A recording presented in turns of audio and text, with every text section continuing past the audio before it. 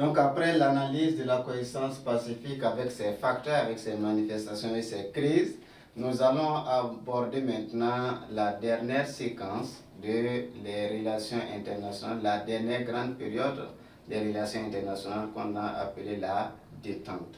Donc, grand 5, la détente et ses limites.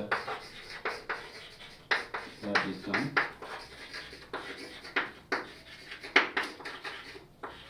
et ses limites de 1962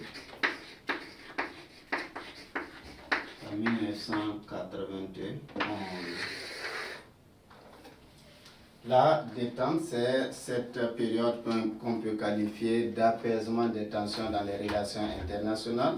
C'est la grande séquence qui vient après la coexistence pacifique, qui vient surtout après la crise des fusées de Cuba où le monde a frôlé de près et l'avènement d'une troisième guerre mondiale face aux tensions qui existaient entre les deux géants, l'URSS et les États-Unis à propos de Cuba et de Fidel Castro. Et cette période de détente également connaît des facteurs de l'avènement de la détente. Ici, plusieurs facteurs ont favorisé l'avènement de cette période de détente, d'apaisement des tensions, où les géants, les grands, sont devenus maintenant des adversaires et des partenaires. Donc, ces relations adversaires-partenaires, mais cela n'exclut pas aussi les crises, parce qu'avec la détente également, dans cette période, on a connu des crises, mais on va analyser seulement une seule crise, la crise afghane. Maintenant, quels sont les facteurs qui ont entraîné l'avènement de la détente à partir de 1962, juste après la crise des fusées de Cuba? C'est surtout les problèmes, les difficultés au sein des blocs. Mais avant, nous allons mettre cela, les facteurs de la détente. Les facteurs de la détente. Les facteurs de la détente, on peut considérer comme premier facteur les difficultés au sein des blocs, tout comme pendant la période de la coexistence pacifique. Les difficultés également ressurgissent au sein des blocs. Difficultés au sein des blocs.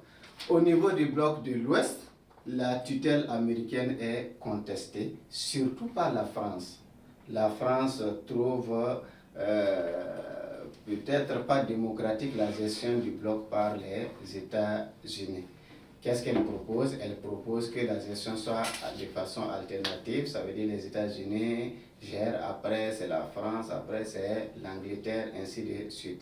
Donc une gestion alternée du bloc et qu'il ne soit pas seulement sous la responsabilité des États-Unis, sous le leadership américain. Donc le leadership américain est contesté au sein du bloc par la France. Aussi, elle ne s'arrête pas là, elle plaide également pour la mise d'un nouveau système monétaire international pour pouvoir contrer la suprématie du dollar.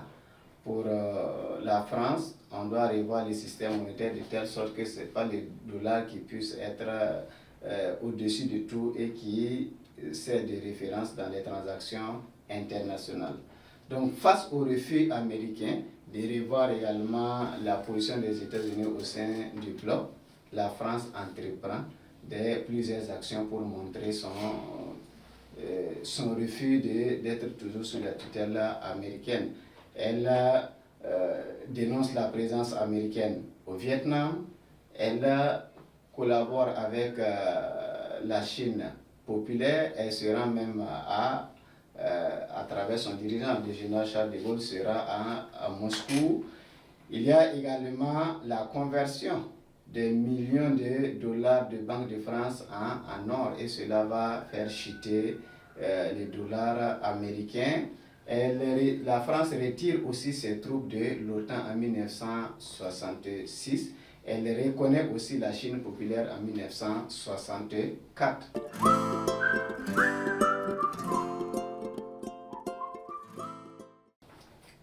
Donc, c'est le général de Gaulle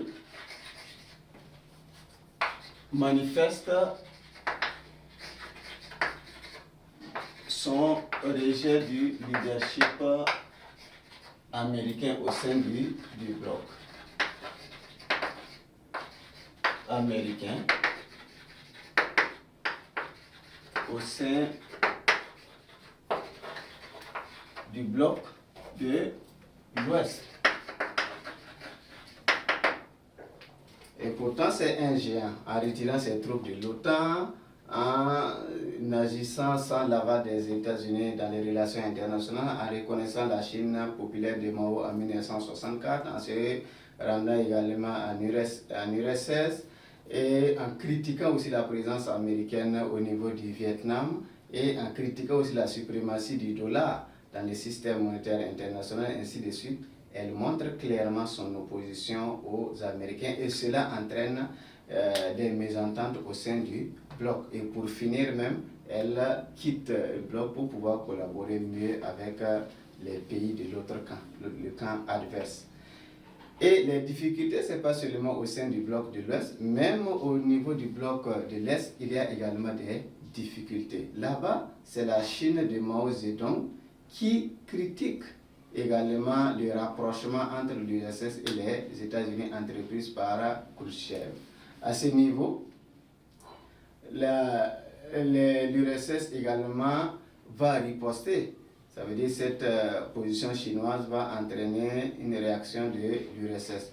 Elle va arrêter sa collaboration avec la Chine. Elle rappelle ces techniciens qui travaillaient en Chine. Et cette réaction va plus accentuer les tensions entre les deux géants du bloc de l'Est. Donc au niveau du bloc de l'Ouest, il y a des tensions, surtout entre la France et les États-Unis. Au niveau du bloc de l'Est, il y a également des tensions, surtout entre la Chine et l'URSS. Donc ces difficultés au niveau des deux blocs vont pousser obligatoirement les deux grands à revoir leurs positions et à aller à l'apaisement, à la collaboration dans les relations internationales, puisque ces difficultés-là vont les affaiblir. En plus des difficultés au sein des blocs, il y a les difficultés économiques. Les difficultés économiques. Les difficultés économiques. En plus des difficultés au sein des blocs, les deux super grands également font face à des difficultés sur le plan économique et même social. Qu'est-ce qui se passe? Avec la course aux armements qu'ils se sont imposés, ils ont plus investi dans l'armement au détriment des politiques économiques et sociales. Donc, on enregistre des crises sur le plan économique, également des pénuries, sur le plan agricole, ça ne va pas. Donc, il faut revoir la politique intérieure. Ils se sont tellement consacrés à la course aux armements qu'ils ont oublié de revoir, de construire l'économie, mais aussi de répondre aux besoins des populations. Avec ces difficultés sur le plan économique, ils vont passer à l'apaisement pour pouvoir se concentrer sur le volet intérieur. Donc, les États-Unis ont besoin d'une situation d'apaisement pour pouvoir se consacrer à leur population, mais également à leur économie. L'URSS également a besoin de l'aide extérieure pour pouvoir se relancer, mais aussi elle doit acheter des céréales au niveau des Occidentaux. Donc, avec ces difficultés, ils ne pouvaient que s'entendre pour pouvoir survivre ou bien pour pouvoir continuer d'influencer les relations internationales.